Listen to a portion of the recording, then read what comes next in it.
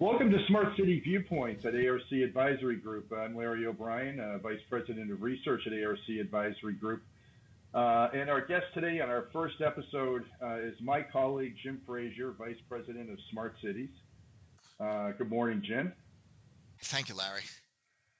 So our topic today is defining and planning your smart city efforts. And Jim, I'd like to start off with the first question, and it's a pretty basic one.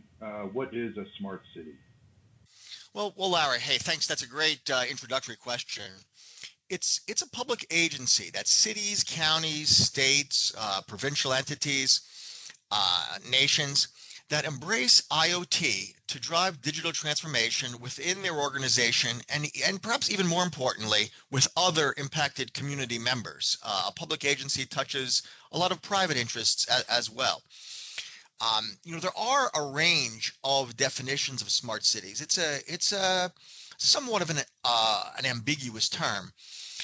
One of the definitions we like the best actually comes from the Smart Cities Council, and it includes 9 vertical applications that are required in a smart city. And basically it covers the functions of a public agency. So let me cover some of those. The first is the built environment. That's all of a city's buildings, parks, public spaces, schools, firehouses, police stations, hospitals, including all of those embedded electronic control systems within those facilities, like HVAC, security, lighting. They're all important parts of that domain.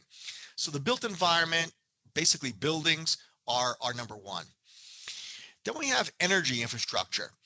That's the everything from the substation on down, street lighting, gas,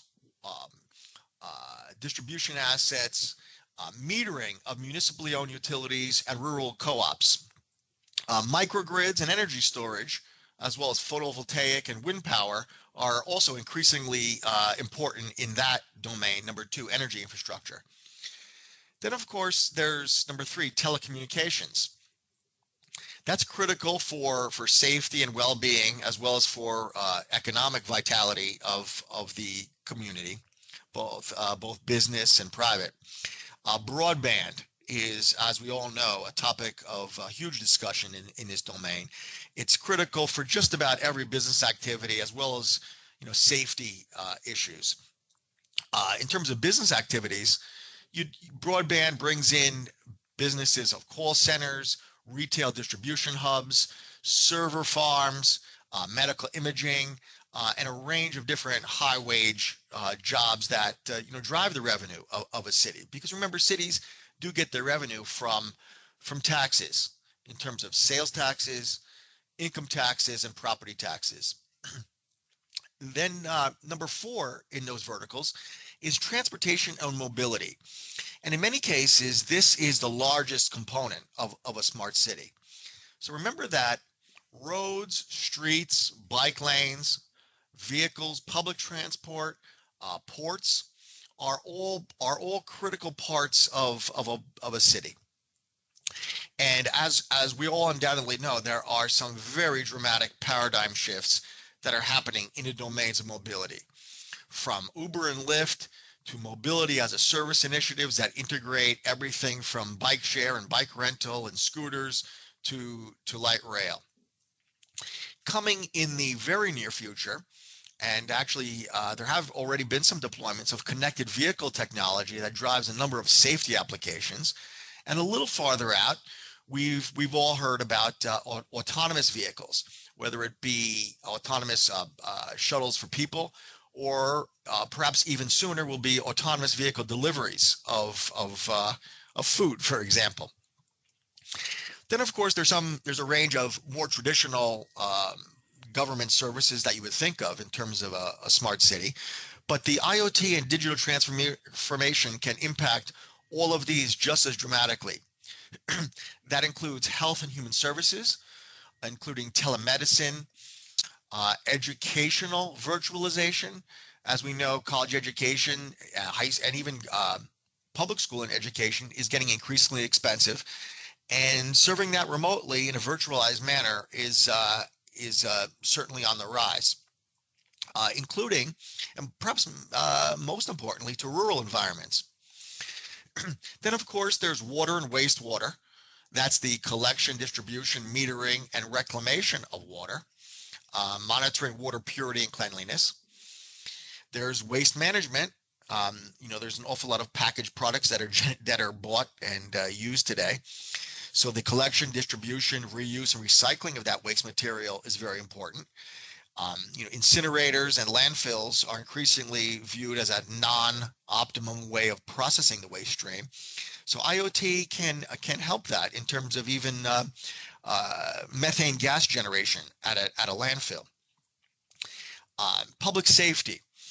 Public safety infrastructure includes police, fire, and EMS first responders, as well as disaster prevention and management agencies, courts and correction facilities. It even trickles down to law enforcement body cams, as well as IoT-enabled gunshot detectors. And lastly, payments and finance. Perhaps the lowest hanging fruit in the smart city domain is simply moving from paper-based bills to online bill payment. It's almost a one-time cost with very low maintenance, and it is probably the first thing that a smart city entity should do. Now, those are all the applications. The IoT and digital transformation domain is not itself one ubiquitous effort. There's a couple of technologies, actually 7, that impact all of those 9 applications. So instrumentation and controls are obvious, are an obvious requirement. It's how a smart city monitors and controls conditions. It provides the eyes and ears. And good examples include smart meters for electricity, water, and gas, air quality sensors, high quality video for traffic monitoring, people monitoring, roadway sensors, as well as the more traditional switches, breakers, and other electrical devices that operators can remotely control. So instrumentation and control is perhaps the most foundational piece. Then, of course, number 2, you need connectivity. Is it low bandwidth? Is it high bandwidth? Is it Wi-Fi? Is it a mesh network? There's a number of questions around that domain. Do you use cellular? Interoperability is a third technology issue. Interoperability really means having all 7 layers of a connection be interoperable. In a very simple sense, that ranges from your connector must match to at layer 7, the application must match. So you could, in a simple example, you could use the same character set, say alphanumeric characters, but if one person's speaking French and one speaking English, well, the communication is difficult. Cybersecurity and privacy are an ecosystem of technologies, policies, and practices that safeguard data, privacy, and assets.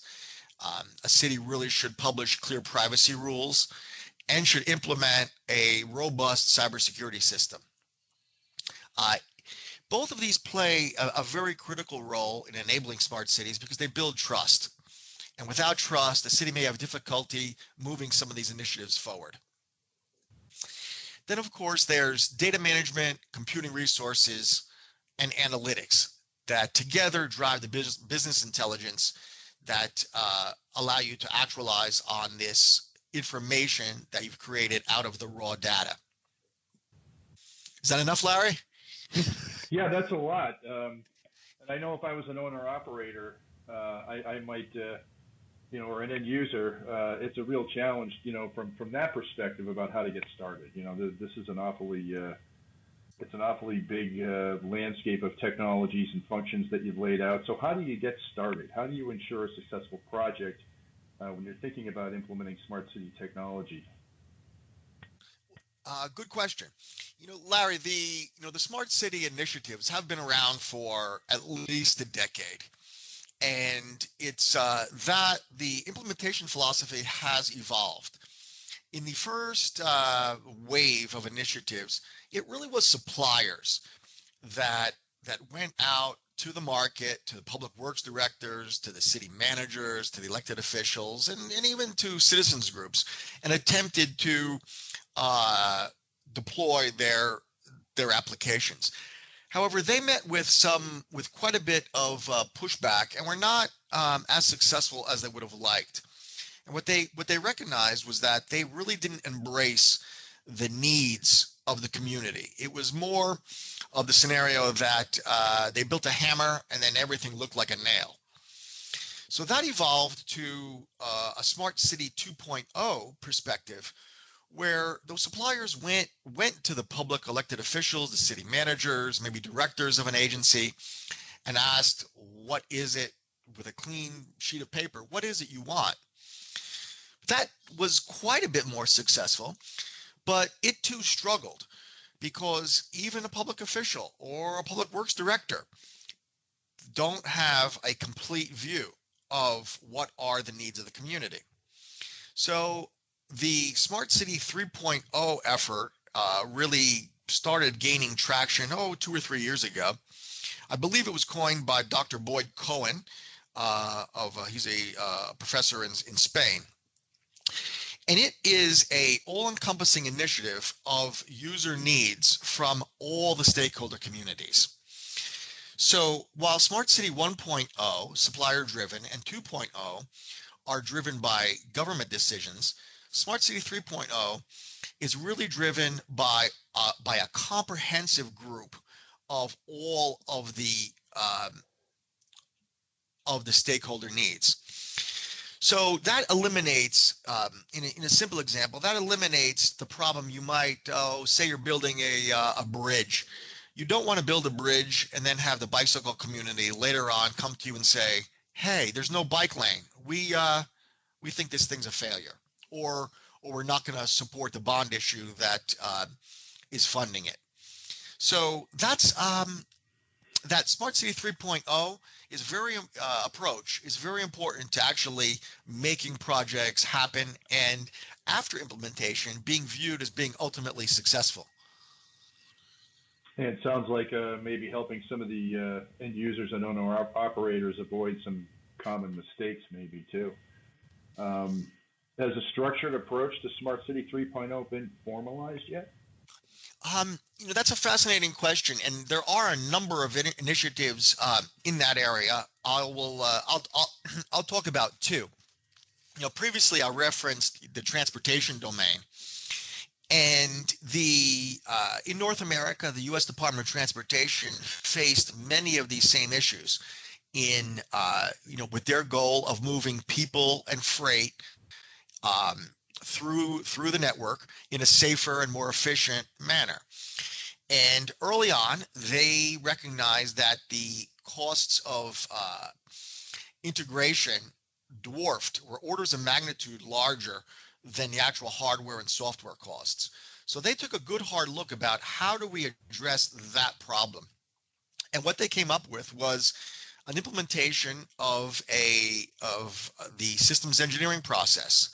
And for those computer science people in our audience, you might remember the waterfall model from school. Some still use it. And their adoption of that is a three-step process. It's to, in step one, comprehensively define your stakeholder communities. So that's everything from the business community, the elected officials, the taxpayers, the voting community, the bicycle community, the police, fire, EMS, public works directors, the elected officials, and any other entities that might impact the situation. There might be a local college in town or major employers. The first step is to define all those stakeholder communities, and then somewhat exhaustively query them for what is your biggest problem? What is your need? If you had a magic wand, what would you fix today, tomorrow, and perhaps years into the future? Well, in that step, you collect all of those, And then you refine your somewhat substantial list into which ones have consensus across the communities. Once you have that consensus-based needs list, that finishes step one.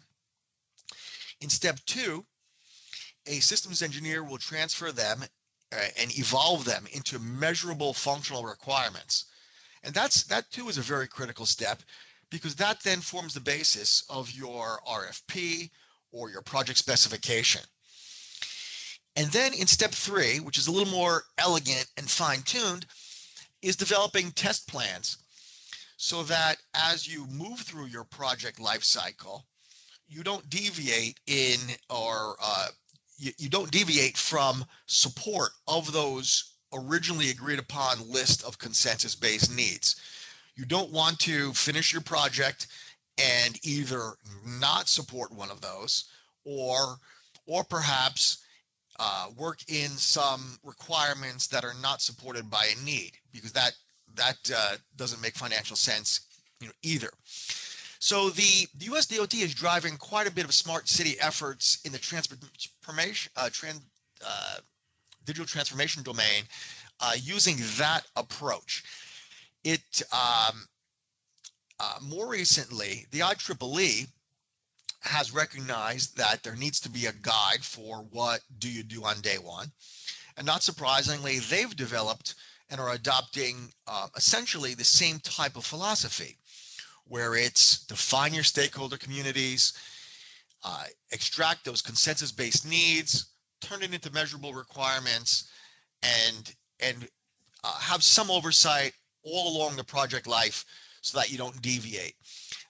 So in the next quarter or two, the IEEE will be publishing an umbrella standard for smart city planning and technology that addresses that as well. But that's only two of a number of different initiatives that are attempting to take out the ambiguity of what you do on day one, in week one, and in month one of your smart city project. Okay. Well, hopefully that'll give us all a better foundation to actually, get started on some of these projects. It's really hard to have an effective project without that requirements definition. I know that for sure. I think we have time for one last question, and I was wondering if you could comment about sustainability within the smart city domain. That's a great question, because it's not well, in smart city initiatives, often the community defaults to some of the most easily monetizable applications: energy conservation, reduction in maintenance, but safety, quality of life, all are also very important in creating a dynamic structure, both socially and economically, for a city. So sustainability isn't just a green buzzword. It actually has three formal pillars. And the first is to protect or enhance the natural environment. The second is to protect and enhance human quality of life, the societal aspects, and that includes safety. So part of the smart city effort is Vision Zero, which is a worldwide initiative to bring pedestrian fatalities and accidents down to a level of zero. And all of that is also in the smart city domain. That's pillar number two. Pillar number three in the world of sustainability is really the one that's most unspoken about. And it's doing the first two in an economically sustainable manner. So practically speaking, it needs to get paid for in a reasonable time frame with a relatively short payback, or you're not going to achieve the first two of better quality of life and better environment and more jobs. So that's sustainability isn't as a fuzzy a term as you may think. It's really baked into the smart city effort. Does that answer your question, Larry? Makes sense, and I think it definitely should be baked into that smart city effort. At the end of the day, I think it's all about quality of life for citizens and making sure we have a sustainable environment moving forward. So it makes sense to me. And that, our time today is just about up for this episode. Jim, I want to thank you for your time today. Hey, thanks, Larry. And I'm sure this is just the first of many podcasts that we're going to do with the ARC Smart Cities team. And I'd like to invite you to please join us for future Smart City Viewpoints podcasts. And don't forget to visit us online at www.arcweb.com, ARCWEB/industries/smart-cities. And you can also follow us on Twitter at Smart City VWPTS, Smart City Viewpoints, VWPTS, all one word on Twitter. So thanks again, and we'll see you next time. Thank you very much, Larry.